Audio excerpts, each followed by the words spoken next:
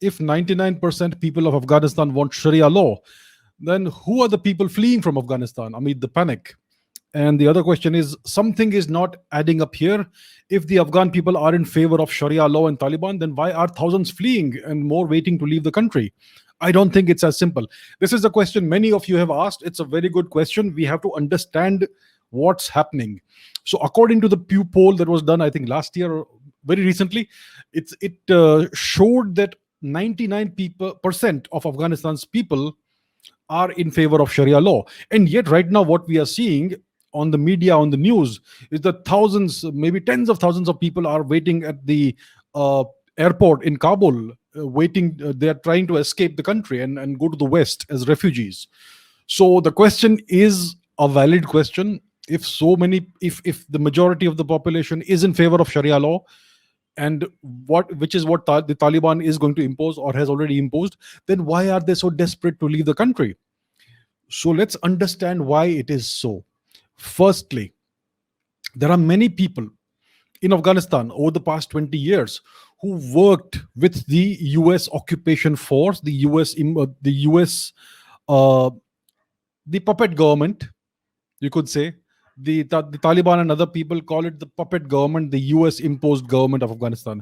Whether it was Hamid Karzai or whether it was Ashraf Ghani, they are seen by many people in Afghanistan as a foreign occupying, I mean, as a representative of a foreign occupying force.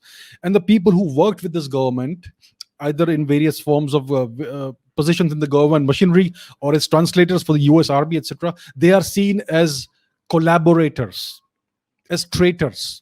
So many people over the past 2 decades have worked either in the government or they have helped the US army in various ways. These people will face some form of retaliation from the Taliban. It will happen sooner or later. So there are thousands of such people. So they all want to leave the country. There are many people, especially the English speaking elite, the 1% of the 1%, who are seen as collaborators, whether they are people who have worked in the various universities in US led universities in Afghanistan, etc., the academic class, etc. They all are seen as collaborators by the Taliban. They could face repercussions. And that's why they also want to leave the country, right? And then there is also the fact that Afghanistan is a very poor, war torn country. There is no infrastructure. There is almost no future in the next 20 years. It's going to take at least 2 decades to rebuild the country to some semblance of normalcy. It's a country that has been under foreign occupation. It has been at war either with occupying forces or with itself since 1979, right? It's been decades. So it's a country where the prospects are very bleak. So people want to leave the country not because there is Sharia law in Afghanistan now, but because they seek a better future in the West. They are leaving as economic refugees, right? These are economic migrants. They seek a better life in the West or in India or somewhere else, anywhere but Afghanistan. The situation is so bad. It's not about Sharia law. It's about the fact that Afghanistan has been turned into a hellhole by various forces over the decades. So the people are desperate to leave, and when this final evacuation is happening as we speak right now, they are desperate to be on the planes that are going out of Kabul. So that's what's happening. And the fact is that the media is only focusing on what's happening at Hamid Karzai International Airport in Kabul.